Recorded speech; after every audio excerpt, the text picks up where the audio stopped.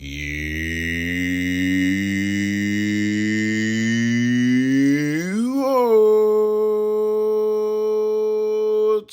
Greetings, fellow Watford fans. Omar here, and it's time for the Orns Tuesday Focus. Yes, the preview of Watford versus Norwich. That is at Vicarage Road. That's right. That's at the Vic tonight. That's right, at 8 p.m. The 8 p.m. kickoff at the Vic. A Tuesday night against Norwich City. Watford in 15th, Norwich in 13th. So a battle of mid-table sides. Watford coming off of that defeat on Saturday against Leicester. We'll be hoping to start another unbeaten streak anew, taking on the Canaries, a team that Watford have largely dominated over the years, including at Vicarage Road.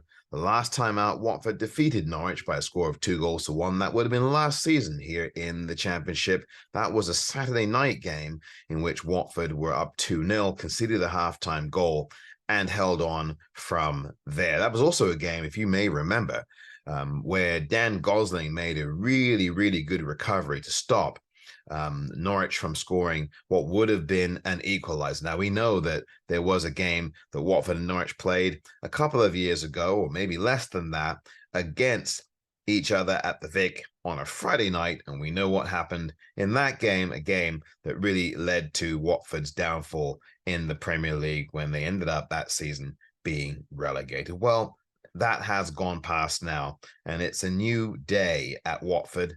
At least it seems a team that has a bit more stability to it, with a head coach who has really good designs, I think, on what the team is all about, and also players who are now becoming more comfortable with each other and playing together and playing for each other, not just for themselves. Not for themselves at all, actually, at least for the most part. In some of these performances that we've seen, the team seems a lot more together than it was in various parts of this season. Now, Val Ishmael has a lot of things to be thinking about in this game. He has, of course, the issue of Daniel Bachmann, who will be suspended for this game.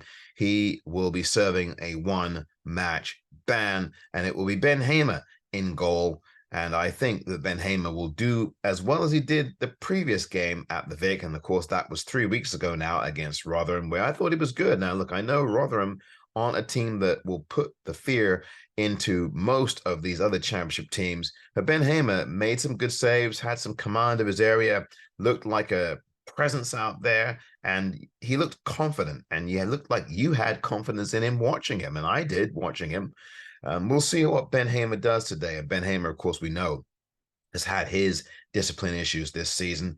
And hopefully he really does lead by example in this game. It will be interesting to see who the captain is. I suspect it will be Wes Hook today for the captaincy for Watford, although I would love to see someone like a Jake Livermore or a Ken Sema, King Ken, the king of the assists, named the captain. And I'd like to see Ken Sema or Jake Livermore be named captain, quite frankly, for the rest of this season. And that's something that we never know. We'll see what happens. There are some things about that. We'll see. Dan Bachmann may no longer be the captain at some point. Who knows this season? Something that Val Ishmael has openly thought about, according to reports through the Watford Observer and Andrew French. We'll see if that change gets made. But Dan Bachmann will not be in this game tonight.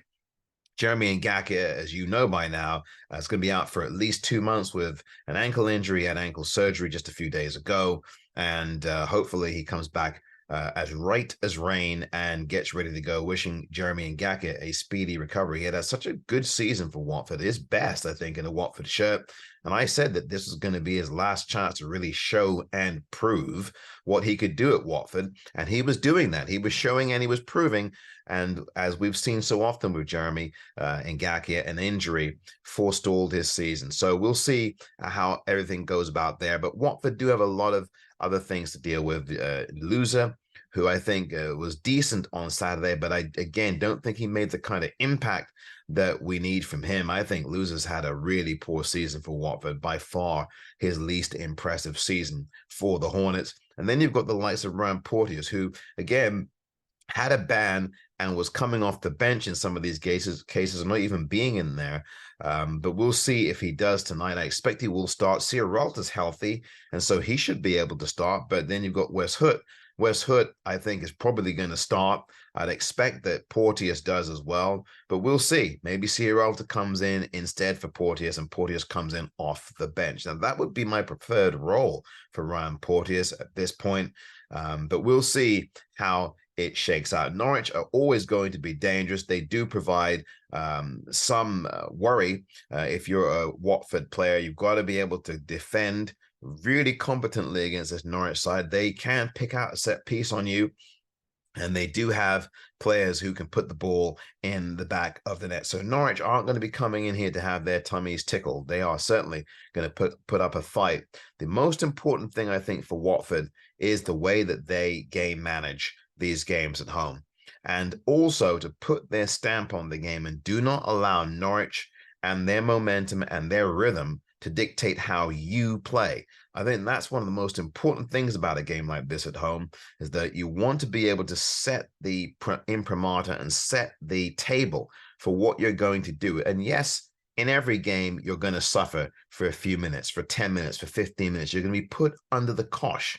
That is going to happen to any team. I don't care if you're Manchester City, if you're Barcelona, Real Madrid, if you're Rotherham, whomever you are, you're going to be facing time, home or away, where you are going to be put under the cosh and you're going to be suffering for however many minutes it is.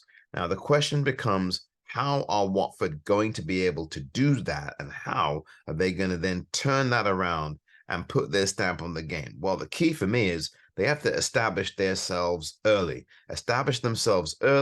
and make sure that they get a goal early in a game like this, and not just get one goal, but then push on, kick on to get a second. And if you can get that second in quick succession, you can then build out a path to how you're going to game manage the rest of the half of football that you're scoring in. And also, you have to be wise about how you defend and how cohesive are you as a defensive unit. You have to communicate. I think Watford didn't communicate well enough in some of those defensive plays that they made on Saturday, which is why I think that first goal should never have been allowed to go in. The lack of communication, no one at the back post really marking anybody. Jamie Vardy coming in unsighted is inexcusable when you know how dangerous Jamie Vardy is.